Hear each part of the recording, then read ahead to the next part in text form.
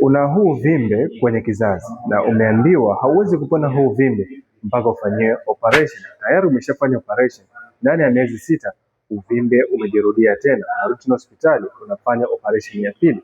Baada ya miezi 6 mingine uvimbe unajirudia tena, unarudi hospitalini unafanya operation ya tatu. Mwisho wa siku unashauriwa, na umri umeshaenda, unashauriwa uondoe kizazi.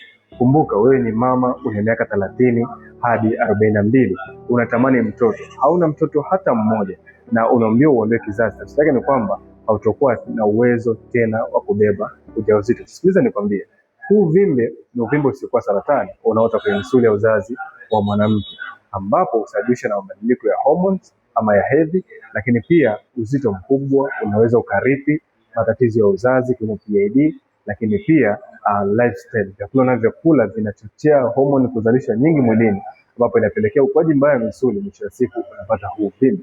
Sasa tumeandaa program ya siku 30 hadi siku 90, ambapo kwenye program hii itaweza kukusaidia kuondoa huu uvimbe kwenye kizazi bila kufanya operation, kurudisha uwezo wa kubeba ujauzito, na mwisho wa siku unakuja beba ujauzito wako vizuri, unakuja unajifungua salama, hatimaye unaitwa mama.